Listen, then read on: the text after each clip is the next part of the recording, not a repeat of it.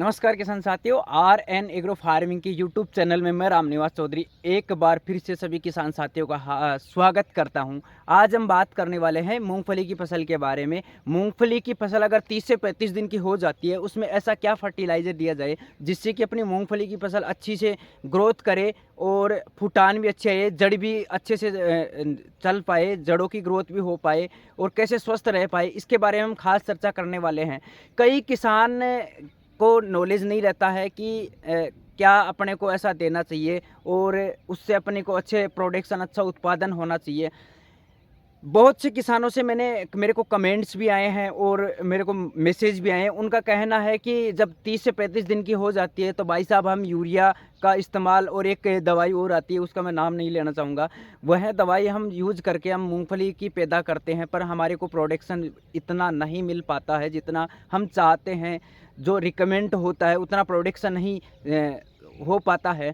तो मैं उन सभी किसान साथियों को कहना चाहूँगा कि आप यूरिया जितना डालते हैं मूंगफली के अंदर उतना नुकसानदायक है।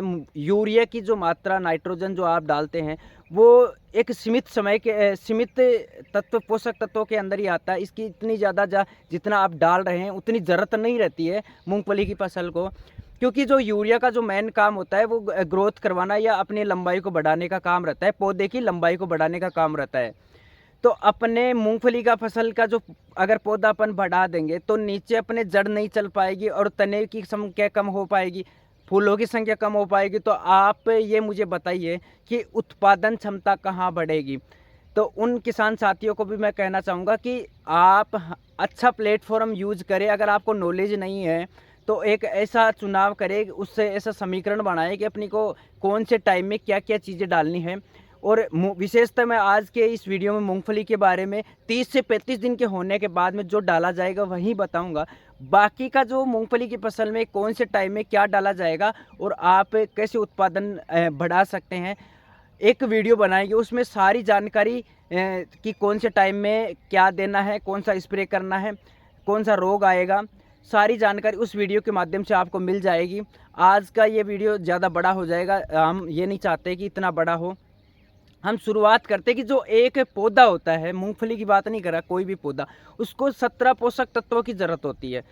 जो 17 पोषक तत्व है उनमें से जो मूंगफली के पेड़ के जो पेड़ को मिलनी चाहिए उसमें से 3 जो पोषक तत्व है वो प्रकृति से मिल जाते हैं, कार्बन, हाइड्रोजन और ऑक्सीजन। ये तो अपने को वायु या पानी के द्वारा मिल जाते हैं। कार्बन, हाइड्रोजन और ऑक्सीजन तो वायु या पानी के द्वारा प्रकृति से अपने आप पौधा ग्रहण कर लेता है।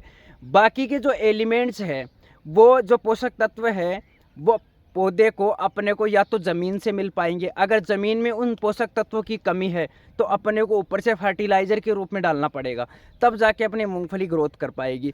कई किसानों की जो 30 से 35 दिन की मूंगफलियाँ हो जाती है उसमें एक बहुत ही बड़ी समस्या आती है, वो ग्रोथ नहीं कर पाते, पीलेपन हो जाता है मूंगफली में, एकदम पीला पेड़ हो जाता है, जड़ों के नीचे गांठ बन जाती है, जड़ें ग्रोथ नहीं कर पाती है। तो उन सभी समस्याओं का समाधान मैं लेके आया हूँ।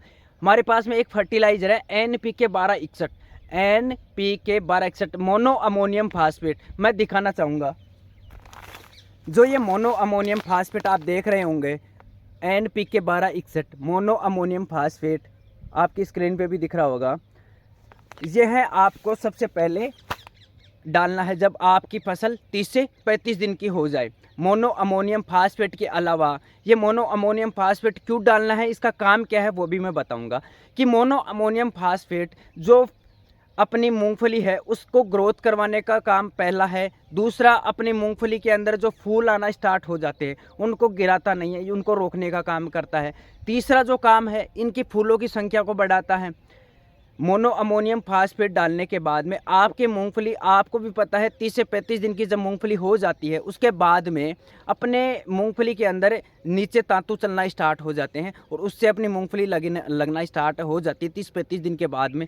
तब आपके माइंड में यह आता है कि यार ये तो अपना ग्रोथ भी नहीं कर पा रहा, तो क्या, तो आपको ये जो डालने के बाद में ऐसी समस्या नहीं आएगी। इसके अलावा इसके साथ में एक और फर्टिलाइज़र आपको डालना है, चिलिटेड जिंक 12%। आपको दिख रहा होगा चिलिटेड जिंक 12%। अब इसका क्या काम है, चिलिटेड जिंक 12% का क्या काम है मेनली। ये जो चिलिटेड जिंक 12% है, ये कार्बोहाइड्रेट का परिवहक है। मतलब कार्बोहाइड्रेट आप नहीं समझ पाओगे। कार्बोहाइड्रेट का मतलब है जो पौधा होता है उसको भोजन बनाने की कितनी क्षमता होती है, उसको बढ़ाने का काम करता है। दूसरी जो चीज़ है, जड़ों की ग्रोथ करता है। जो जिंक, चिलिटेड जिंक 12%, इनका जो मेन काम रहता है वो जड़ों की ग्रोथ करवाने का काम है। रोग रोधक क्षमता को कम करने का, जो रोग होता है उसकी क्षमता को कम करने का, रोगग्रस्त बनाता है। रोग नहीं रहता है अपने पेड़ के पास में। इसकी यह क्वालिटी है। अब इनको देना कैसे है?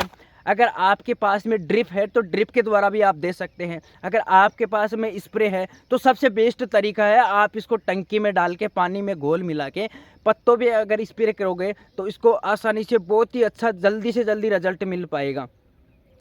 अब मैं बताना चाहूँगा इसको कितना डालना है। जो मोनो अमोनियम फास्फेट है NPK 1261, 1 एकड़ के अंदर 3 किलो आपको लेना है। और दूसरा जो ZN मैंने बताया 12%, चिलिटेड जिंक 12%, 500 ग्राम आपको यह लेना 1 एकड़ के लिए। ये दोनों का मिक्स करके जब अपना खेत 30 से 35 दिन का हो जाता है उसके अंदर यह डालना है।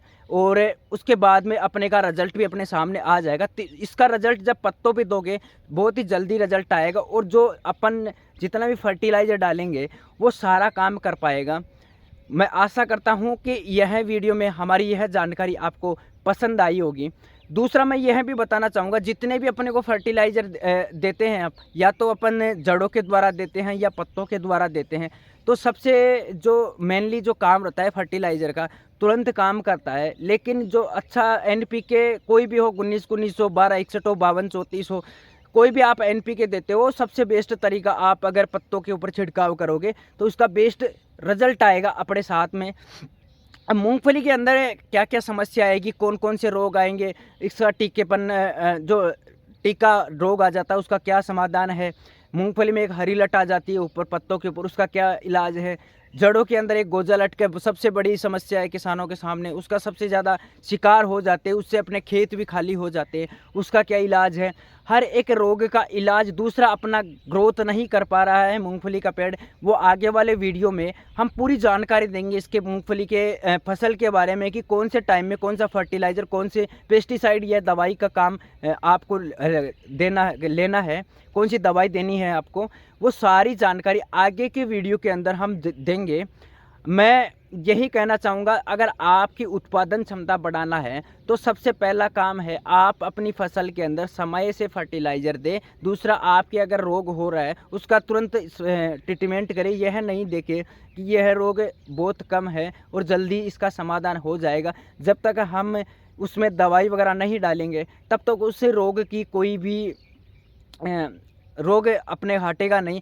तो मैं आशा करता हूँ यह वीडियो आपको पसंद आया होगा। अगर वीडियो पसंद आया है तो लाइक करें, सब्सक्राइब, नए हो हमारे किसान साथी हमारे यूट्यूब RN एग्रो फार्मिंग पे, तो आप सब्सक्राइब कर लीजिएगा और अपने किसानों को भी यह वीडियो भेजिए, जिससे कि वह भी यह वीडियो देख के अपनी जो समस्या है उसका समाधान कर पाए।